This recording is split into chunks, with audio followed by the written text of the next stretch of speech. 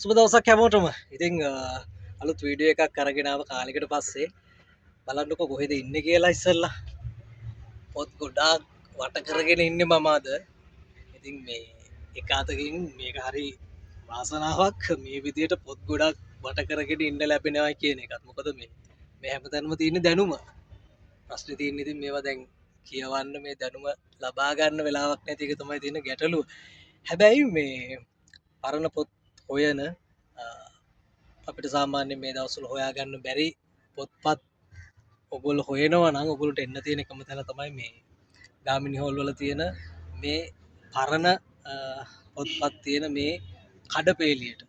ඉතින් පොත් ගොඩාක් තියෙනවා වටිනාකම කියලා නිම කරන්න බෑ. ඉතින් ඒ වගේ එක ෂොප් එකකට තමයි දැන් මම මේ වෙලාවේ ඇවිල්ලා ඉන්නේ. බලන්නකෝ හැම තැනම පොත්පත් තියෙන. මොකද මේ ලොකු ඉඩ ප්‍රමාණයකුත් නැහැ. පොඩි ඉඩ ප්‍රමාණයක මං හිතන්නේ පොත්පත් දහස් ගණනක් තියෙනවා. ඉතින් ඉංග්‍රීසි පොත්, සිංහල පොත් බලන්නකෝ මේ ඉතින් ඔයගොල්ලෝ දන්නවා මෙතන මේ ගාමිණී හෝල් වල මේ වගේ පොත්පත් තියෙන ෂොප් 6-7ක්ම තියෙනවා මේ ස්ථානයේ පරණ පොත්පත් තියෙන. ඒකට අලුත් පොතුත් තියෙනවා, පොඩි අයගේ පොතුත් තියෙනවා. ඉතින් වීඩියෝ එකක් කරන්න හිතුණා මෙතනින් අර යන එන අතරතුර ගොඩක් අවස්ථාවලදී හිතුණා වීඩියෝ එකක් කරන්න ඕනේ කියලා ඇවිල්ලා. ඉතින් ඔන්න අද තමයි වෙලාවක් හම්බුනේ. ඇවිල්ලා වීඩියෝ එකක් කරන්න. ඉතින් ඔයගොල්ලොත් එන්න වෙලාව තියෙන අවස්ථාවක ඇවිල්ලා මේ පොත්පත් තෝරගෙන යන්න. මේක තමයි අද වීඩියෝ එක. මම උත්සාහ කරනවා අනිත් කඩවලටත් යන්න. මේ ඉන්නේ මේ ප්‍රියංකර බුක් ෂොප් එකේ. පොත් ගොඩාක් තියෙනවා. පරණ පොත්පත්, වටිනා කියන පොත්පත් බොහෝමයක් මේ ස්ථානයේ තියෙනවා. ඉතින් අපි මේ පොත් එකින් එක ඔයගොල්ලන්ට පෙන්නන්නම්. මේ පොත් ඔයගොල්ලන්ට වටින කියන දේවල් මෙතන තියෙනවද කියලා බලන්න. ඉතින් මේ ෂොප් එකේ ඒ මහත්තයත් ඉන්නවා. අපි පොඩ්ඩක් කතා කරලා බලමු එයත් එක්කත්. ඉතින් බලන්නකෝ කොහොමද කියලා.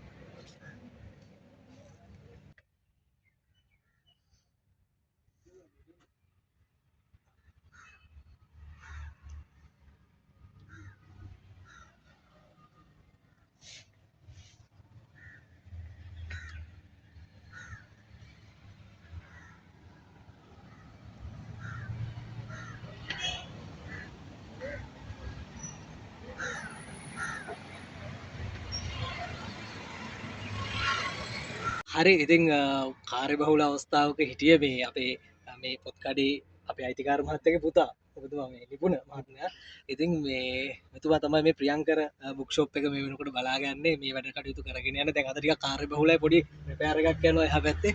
ඉතින් මේ මට කියන්නකෝ මේ තාත්තා කොයි කාලෙද මේ වැඩේ පටන් ගන්න තියෙන්නේ? සමාජයේ අංගත් අවුරුද්ද නම් හරියට මතක නැහැ. කියන්නේ මෙතන කඩපේලිය පටන් අරන් අවුරුදු 75කට වැඩි. අපේ තමයි අන්තිමට පටන් ගත්තා. තාත්තයි තාත්තා ඉන්නවා. ඉතින් බලන්නකෝනේ අවුරුදු 75ක් විතර වෙනවා. කඩපේලියට අවුරුදු 75ක් විතර. දැන් සාමාන්‍යයෙන් මේ අදහස කොහොමද එන්නේ? දැන් මේ විදිහේ පරණ පොත් මිනිස්සු එහෙම ගන්නවද හොයනවද කියන එක කොහොමද එන්නේ අදහස ඔයගොල්ලන්ට? සාමාන්‍යයෙන් කියන්නේ අවුරුදු 5ක් වගේ යනකොට අලුත් print කරන පොතක් සාමාන්‍යයෙන් print කරන්න නැතුව යනවා. ඒ වගේ පොතක් හොයාගන්න ඕන කෙනෙක්. ටක් ගාලා එන්නේ මේ පරණ පොත් කඩපේලියට මෙතනට. දැන් සාමාන්‍යයෙන් දැන් ඔයාලගේ තියෙන නිකන් පරණම පොත කොච්චර කාලෙක විතර වගේ print කරපු පොතක්ද තියෙන්නේ? ඇයි කියන්නේ දැනට නැහැ. සාමාන්‍යයෙන් මං ගාව තියලා දීපු එක තියෙනවා අවුරුදු 100 පරණ. අවුරුදු 100 පරණ පොතක්. මතකද නම? Robert Knox. Robert Knox. ඒ කියන්නේ එයා ගැන ලියපු එකක්ද නැත්නම් එයා ලංකාවේ හිස්ටරි එක ගැන රොබර්ට් නොක්ස් ලියපු පොතක් තියෙනවා. අවුරුදු 100කට වඩා පැරණි පොතක්. නැහැ ඒක තියාගන්න බැරි හින්දා දුන්නා. දැන් කොළ දිරණ හින්දා. සාමාන්‍යයෙන් අයි දැන් කොහොමද මේ මිල කොහොමද මේ පරණ පොතල කියන්නේ කාලෙත් එක්කද මිල වැඩි වෙන්නේ කොහොමද? ඒ සාමාන්‍යයෙන් කියන්නේ මිල තීරණය කරන්නේ අපි නෙමෙයි. සාමාන්‍යයෙන් ඉස්රාටින්ම තමයි මිල තීරණය වෙන්නේ. ලංකන් හිස්ටරි එක වුණා. ලංකාවේ පොත මේ පොත වුණා. පොතේ ගාන තීරණය කරන්නේ ඒගොල්ලෝ. ඒ කියන්නේ පොත හේ print වෙච්ච පොතක් නිසා ඒ print සාමාන්‍යයෙන් පරණ වෙන්න ගණන් ගාන වැඩි වෙනවා. අවුරුද්දක් කියන්නේ යන තවත් ගාන වැඩි වෙනවා. ඒ කියන්නේ සාමාන්‍යයෙන් අර සැප්තැම්බර් මාසෙද සාමාන්‍යයෙන් සේල් එකක් තියෙන්නේ මෙහි කොහොමද නැත්නම් සමන් දවස් 365ම මිනිස්සු එනවද හොයාගෙන? අපිට එහෙම නැහැ. අපිට මේ සේල් එකක් කියලා නැහැ. සාමාන්‍යයෙන් උම්මනාව තියෙන කෙනා තමයි මෙතනට එන්නේ. එහෙම කියන්නේ සාමාන්‍යයෙන් එදිනදා ජීවිතේදී කියවන අය කියන්නේ කොළඹ ආවට ඉන්න පිරිසක් ඉන්නවා. ඔව්. ඒගොල්ලෝ සෙන්සුරාදී ඉරිද හැමදාම එනට එනවා. සාමාන්‍යයෙන් කියන්නේ දැන් කොළඹ ආවට අයට වඩා දැන් මේ වෙනකොට දැන් YouTube වීඩියෝස් ගොඩක් තියෙනවනේ මේ shop 6-7ම කරලා තියෙන. පිට ගම්වල වෙන පළාත්වල අයත් දැන් එනවාද සාමාන්‍ය ප්‍රවණතාවයක් තියෙනවා. ටිකක් තියෙනවා. ඒ කියන්නේ විතර කියන්නේ අපි සාමාන්‍යයෙන් කියවලා ගෙනත් දෙන්න පුළුවන්. ලයිබ්‍රරි සිස්ටම් එකක් යනවා. ඒ කියන්නේ මට කියන්නේ සාමාන්‍යයෙන් අපි පොතේ ඩිපොසිට් එකක් තියාගන්නවා. කියන්නේ අපි කියමුකෝ අපි විකුණන්නේ පොත 500යි කියලා. ඔව් ඔව්. පොත 500 යනවා. ඒ පොතේ ඩිපොසිට් එක අපි තියාගන්නවා. මාසයක් දෙනවා කියවන්න පුළුවන්. කියවලා ගෙනල්ලා ආපහු දුන්නා. ඉතින් එහෙම ගෙනල්ලා දෙනවා සාමාන්‍ය විශ්වාසයක් සාමාන්‍ය ඒ කියන්නේ සමන්ට කැමති නම් තියාගන්න පුළුවන්. ඒ කියන්නේ අපි පොතේ ඩිපොසිට් එක තමයි පොතේ වටිනාකම තියාගන්න. එහෙමත් පුළුවන්. ඒක තියාගන්නවා. කියවලා ගෙනාම අපි පොතේ ගාන හැටියෙන් 500ක් නම් 150ක් 1000ක් නම් 250ක් වගේ ප්‍රයිස් එකක් කියන අඩු කරලා තමයි ඉතිරි බැලන්ස් එක බාර දෙන්නේ. අනේ මේ බොහොම ස්තුතියි දැන් මේ කාර්ය බහුල වෙලාවේ මට අන්තිම වතාවට මෙහෙම කියන්නකෝ මේ කොහෙන්ද සාමාන්‍ය මේ පරණ පොත් හම්බෙන්නේ? මේවා සාමාන්‍ය කියන්නේ කලෙක්ට් කරන අය ඉන්නවා ලංකාවේදී. පාවිච්චි කරපු අය ඉන්නනේ. ඒගොල්ලෝ පාවිච්චි කරලා සමහර විට නැති වෙන්න පුළුවන්. එහෙම නැත්නම් ලංකාව හැර යන්න පුළුවන්. ඒ වගේ අවස්ථාවල එක්ක තමන් ගාව තියාගන්න බැරි තත්ත්වයක් උදා වුණා. ඒ ඇවිල්ලා ගෙනල්ලා විකුණලා යනවා. හරි එහෙනම් බොහොම ස්තුතියි හොඳේ මේ සියලු කටයුතු සාර්ථක වේවා කියලා ප්‍රාර්ථනා කරනවා. ඉතින් ප්‍රියංකර බුක් ෂොප් එකට ඔයා යනවා නම් අනිවාර්යයෙන්ම මේ ස්ථානට ඇවිල්ලා පොතක් තෝරගෙන යන්න මේ කියවන ආසාව ඇති කරගන්න කියලා මතක් කිරීම තමයි කරන්නේ. ප්‍රියංකර බුක් ෂොප් එකේ ඒ ඕනගේ පුතා ඒ අය තමයි දැන් මෙතන මේ වැඩේ බලන්නේ. දැන් එහා පැත්තේ පොඩි රිපෙයාර් එකක් යනවා මම ඒකත් ඔයාලට පෙන්නන්නම්. ඉතින් බලමු අපි කොහොමද කියලා මේකේ අනිත් චොප් වලටත් ගිහිල්ලා ඒගොල්ලොත් එක්කත් පුළුවන් විදිහට කතා කරන්න. ඉතින් කියන්න තියෙන්නේ මේක කියවන පුරුද්ද ඇති කරගන්න. මොකද මෙතන අපි හිතන්නේ නැති අති විශාල වටිනාකමකින් යුත් පොත්පත් රසක් තියෙනවා. ඉතින් බලමුකෝ ඉස්සරහට දැන් මොකද්ද කරන්න පුළුවන් කියලා. යමුකෝ එළියට ඉස්සෙල්ලා.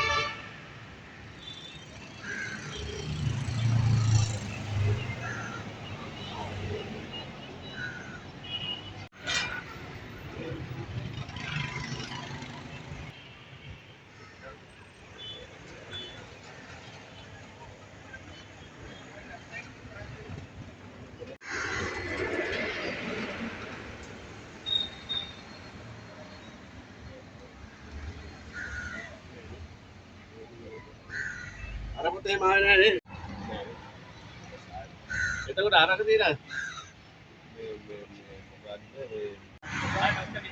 ඔව් එතන ඇතුළට. ඒ පාර්ශ්වයේ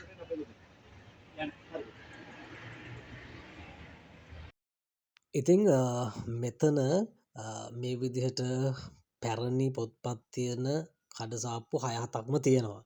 ඉතිං මම මේ දැන් ඇවිල්ලා ඉන්නේ පීටර්ස් බුක් ෂොප් එකට. ඉතිං මෙතනත් බොහොම රසවත් ඉතිහාස කතාවක් තියෙන තැනක්. ඉතිං පැරණි පොත්පත් බොහෝමයක් තියෙනවා. ඉතිං දැන් අද වෙනකොට අලුතින් මුද්‍රණය වෙන අලුත් පොතුත් මේ කලෙක්ෂන් එකට එකතු වෙලා තියෙනවා. ඉතිං මේ ස්ථානයට යනන ගොඩක් අය මේ තැන ගැන දන්නවා ඇති. ඉතින් යනන ඔයා මේ ස්ථානට ඇවිල්ල පොත්පත් ඕරගෙන යනවත් ඇති. ඉතිං පීටස් බුක් ෂොප් එකේ අපේ අයිතිකාර මහත්තයත් ඉන්න අප එතුමත් එක්කත්තික කතා කරල බලමු. පීටස් බුක් ෂොප් එකේ ඕන අපේ අයිතිකාර මහත්තය තමයි ඉන්න. පුතුමගේ නම් මොකක්ද? පුෂ්පකුමාර පුරුපාරච්චි. පුෂ්පකුමාර මහත්මයා එතුමාගේ තමයි මේ පීටර්ස් බුක් ෂොප් එක. ඉතින් ඩීආර් විජේවර්ධන මාවතේ ඉතින් ඕන කෙනෙක් දන්නවා මෙතන මර්දානේ ගාමිණී හෝල් වලින් දැස්සම මේ පරණ පොත් වර්ග මිලදී ගන්න පුළුවන් ෂොප් 6ක් 7ක් විතර තියෙනවා මහත්තයා. 7ක් තියෙනවා. ඉතින් මම කැමති පොඩ්ඩක් දැනගන්න මේ ෂොප් එකේ හිස්ටරි එක ගැන. පුතුමාද ආරම්භ කරේ නැත්නම් ආත්තරින් එහෙම ලැබිච්ච එකක්ද කොහොමද? මේක ඇත්තෙම අපේ ඥාති කෙනෙක්ගේ පීටර් අයියා කියලා දැනටත් එයා ජීවත් අතර හොඳින් ඉන්නවා. එයාගෙන් තමයි මට මේක ලැබුණේ. එයා තමයි මේක ඇත්තෙම මේ පටන් ගත්තේ 1975 අවුරුද්දේ. 1975 අවුරුද්දේ. ඒ කියන්නේ මේ ඒ දවස්වල කියන්නේ ඒක ට්‍රෙන්ඩ් එකක්ද නිකන් පරණ පොත් හොයන එක නැත්නම් මොකක්ද මේ පටන් ගන්න හේතුව මොකක්ද දන්නේ නැහැ නේද? ඒ දවස්වල ඇත්තෙම ඔය කොළඹ ගෙවල් වලින් පොත් එයා තව මාම කෙනෙක් ඉඳලා තියෙනවා ප්‍රේමදාස බිෂප් එකයි කියලා. එයාත් එක්ක තමයි එයා පටන් ගන්න තියෙන්නේ මේ ඒ කොළඹ ඔය ගෙවල් වලින් පොත් ගෙනල්ලා පොල්ලා එහෙම අර මෙතන නෙමෙයි ඇත්තෙම මර්දානි ස්ටේෂන් එකේ ඉස්සරහා තමයි මුලින්ම පටන් ගන්න තියෙන්නේ. ඊට පස්සේ අර නොබෙත් සමුළුව වෙලාවේ ඔය නගර අලංකරණය කරන වෙලාවේ තමයි මේ පැත්තදී යොමු කරලා තියෙන්නේ. එතන කඩලා මෙතෙන්ටත් මේ ලෑලි ගහලා තමයි දීලා තියෙන්නේ. දැන් 1970 එන්නේ නොබෙත් සමුළුව තිබුණේ. ඒ වෙලේ තමයි එතනින් මෙතෙන්ට දාලා තියෙන්නේ. එතන තමයි ආරම්භය. මෙතන පටන් ගන්න තියෙන්නේ 1975 ඉඳලා. 75 ඉඳලා. එතකොට දැන් අවුරුදු 50 ඉවරයි. 50 තමයි. හරි. ඉතින් ටික කාර්යබහුල අවස්ථාවක ඉන්නේ. මොකද දැන් පොත් බලන්නත් කට්ටිය ඇවිල්ලා ඉන්නවා. මේ එතකොට දැන් මේ වෙනකොට අලුත් පොතුත් තියෙනවද පරණ පොත් දෙකම මේ තියෙනවද? පරණ අලුත් දෙකම තියෙනවා. අලුත් පොතුත් පරණ පොතුත් තියෙනවා. ගන්න බැරි ඒවා ඒක පාවිච්චි කරපු ඒවා. ඊට අමතරව මෙල්බන් ප්‍රේතන අලුත් පොතුත් අපි ගාව තියෙනවා. අපි අලුත් පොත් දැන් සාමාන්‍ය වට්ටම සහිතව 120ක වගේ වට්ටම සහිතව ලබා ගන්නවා. එතකොට ලංකාවේ දැන් සාමාන්‍යයෙන් මේක දැන් YouTube වල මේ සමාජ මාධ්‍ය වල ගිහිල්ලා දැන් ගොඩක් අය ලංකාවේ හැමතැනින්ම වගේ එනවාද කොහොමද දැන් අර ඉස්සර කොළඹවට ආයනේ ගොඩක් මෙතනට එන්නේ නේද? ගොඩක් පිටපළාත් වල එන වෙලාවල් තියෙනවා. හරි. ඉතින් එතකොට දැන් සාමාන්‍ය පොත් පරණ පොත් දැන් මේ වෙනකොටත් හම්බෙන්නේ ඒ ක්‍රමයටමද නැත්නම් කට්ටිය ගෙනල්ලා දෙනවද? ඉතින් පරණ පොත් කියන්නේ දැන් නම් ඔය පිටරටින් එහෙමත් ගෙන්න ගන්නවා මේ සමහර ඒවා පාවිච්චි කරපු ඒවා මෙහෙමත් තියෙනවා. මේ ලංකාවේ සෙකන්ඩ් හෑන්ඩ් ඒවත් ඉතින් ගන්නවා. සාමාන්‍ය කෙනෙක් පොතේ ගාන තීරණය වෙන්නේ කොහොමද මහත්තයා? ඒ ගාන ඉතින් මම මේ අලුත් පොත් වල වටිනාකමට වඩා අඩුයි ඉතින් පරණ එක. ඒ සාමාන්‍යයෙන් එක එක වර්ග අනුවයක වෙනස් වෙනවා ඉතින්. නව කතාව දිග වෙනයි. ඉතින් අර පොත් වල තියෙන ඩිමාන්ඩ් එක අනුව තමයි ඒක මිලත් තීරණය වෙන්නේ කොහොමත් අලුත් වලට වඩා අඩුයි. ඒක සාමාන්‍යයෙන් ඔබතුමාලා කොච්චර වසර ගණනක් පරණ පොත් වගේ තියෙනවා? වසර තියෙනවා ඉතින් අවුරුදු 100 120 වගේ පරණ පොත් තියෙනවා. අවුරුදු 120ක් පරණ. අවුරුදු 120ක් පරණ පොතක් නේද?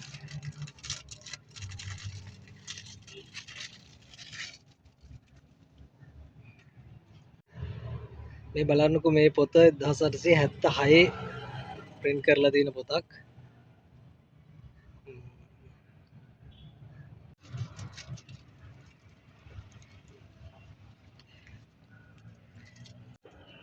ඇත්තටම මේ පොත් මේ විදිහට මේ පරිස්සම් කරලා තියාගන්න එකත් ලොකු දෙයක් නේ නේද මහත්තයා? ඔව්. ආනේ හරි. ආයෝ මේ ටිකක් අසුරලා තියලා තියෙන පිළිවෙලට නේද? ඔව් ඔව්. සාමාන්‍යයෙන් මේ එනවද මිනිස්සු කොහොමද මේකට තියෙන කැමැත්ත ඉල්ලුම? ඒ කියන්නේ දැන් පොටි අයන පිටසක් ඉන්නවා. ගොඩාක් ඉතින් වල නොකඩී එන්නේ නැහැ. සමහර වෙලාවට ඉතින් බොහොම අඩු වෙලා දවසුත් තියෙනවා. කොහොම හරි ඉතින් මොනවා හරි ඉතින් යන්තම් එනවා කවුරු හරි. ඔව්. ඒ කියන්නේ අර අවුරුදු ගණනාවක් මේක දන්න මිනිස්සු මේකට කැමති මිනිස්සු ඉන්නවනේ නේද? එහෙමත් ඉන්නවා ඉතින් අය ගොඩක් දැන් නැහැ නේ ඒකද වෙලා තියෙන්නේ. ඒක නැති දැන් අලුත් පරපුර ගැන මොකද හිතෙන්නේ අතරම ඔබතුමා? ඒ කියන්නේ පරපුරේ යම් කිසි කොටසක් ඉන්නවා පොත් යතුරු කියන්නේ. ඉන්න ප්‍රමාණයෙන් නම් බොහොම 100ට පොඩි ගණනක් වෙන්න පුළුවන්. ඔව්. ඒනට යම්කිසි කොටසක් ඉන්න ඉන්නවා කැමති පොත් කියවන පොත් එකතු කරන ඔව් ඔව් එහෙම පිරිසක් ඉන්නවා. ඉතින් මේක නැති වෙන්නේ නැහැ කොහොමද කවදාවත්. ඔව් ඔව් ඒ කියන්නේ ඒ මේක අර වෙනම ෆීලින් එකක් නෙමෙයි පොතක් එක්ක කරන ගනුදෙනුව දැන් PDF තිබ්බනට PDF එකක් ක්‍රියේට් කරනවා වගේ නෙවෙයි ඒවට යොමු වෙච්ච ඕන තරම් ඉන්නවා. ඒ උනාට ඉතින් පොත් වලට කැමති පොත් එකතු කරන පොත් වලට ආදරය කරන එහෙම කලෙක්ට් කරන අය හැම ඉන්නවා. ඔව් ඔව් නැත්තේම නෑ එහෙම යම්කිසි පිරිසක් ඉන්නවා. පිරිසක් ඉන්නවා.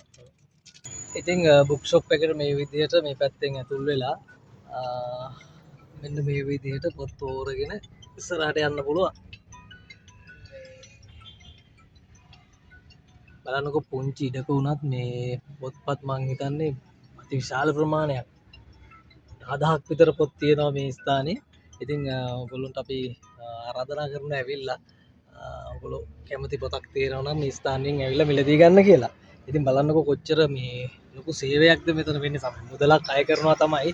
නමුත් ඒ මහන්සියට මේ දේවල් මේ රැකගෙන මෙච්චර කාලයක් තියාගන්න එකම ඇත්තටම ගොඩක් වටිනවා.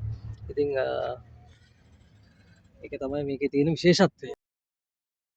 ඉතින් පීටර්ස් බුක් ෂොප් එකේ ඉඳලා ප්‍රෝග්‍රෑම් එක අවසන් කරන්න හදන්න. ඉතින් මොකක් හරි පරණ පොතක් ඔයා හොයනවා නම් ඔයා ලංකාවේ කොහේ හිටියත් ඔයාට මේ ස්ථානයට ආවොත් මෙතන කඩදාපු 6-7ක්ම තියෙනවා. ඉතින් ඒ එකකින් ඔයාට අවශ්‍ය කරන පොත අනිවාර්යයෙන්ම තෝරලා ගන්න පුළුවන් වෙයි. දැන් වෙන්න මෙතන අලුතින් මුද්‍රණය කරපු පොතපතත් ඔයාට බොහොම සාධාරණ මිලට වට්ටමක් එක ගන්න පුළුවන්. ඉතින් ගොඩක් හිස්ටරි එකක් තියෙන තැනක් පොත්පත් වලට ආදරය කරන විශාල පිරිසක් මේ ස්ථානෙට එනවා. ඉතින් අපි ඔයාලට ආරාධනා කරනවා මේ ස්ථානයෙන් යන වෙනව නම් මරදානට යනවා එනවා නම් ඒ වගේම තමයි නෙළුම් කුළුණ බලන්න ගොඩක් අය එනවා. ඉතින් නෙළුම් කුළුණ ළඟ ඉඳලා මීටර් 10ක් 15ක දුරින් තියෙන්නේ මේ පොත් සාප්පු කිහිපය. ඉතින් මේ ස්ථානටත් ඇවිල්ලා පොතපත තෝරගෙන යන්න. මොකද කවදාවත් මේ දැනුම අපතේ යන දෙයක් නෙවෙයි. ඉතින් ඒ නිසා සාහිත්‍ය මාස වෙනකන් ඉන්න එපා. ඔයාට පුළුවන් වෙලාවට කොළඹට ආවොත් මරදානට ආවොත් මේ ස්ථානයට ඇවිල්ලා පොතක් තෝරගෙන යන්න. මොකද කඩසාප්පු කිහිපයක්ම තියෙනවා. ඉතින් විශේෂයෙන්ම කියන්න ඕනේ thank you Priyankara book shop. ඒ වගේම thank you Peters book shop. ඉතින් ඔය හැමදෙනාගේම වැඩ කටයුතු සාර්ථක වේවා කියලා ප්‍රාර්ථනා කරනවා. එහෙනම් මම ප්‍රෝග්‍රෑම් එක අවසන් කරන්න හදන්නේ. නාලිකාව සබ්ස්ක්‍රයිබ් කරන්නත් අමතක කරන්න එපා. ඉක්මනටම තවත් අලුත්ම වැඩසටහනකින් හමු වෙන බලාපොරොත්තු වෙන සමු ගන්නවා. හැමෝටම ජය වේවා.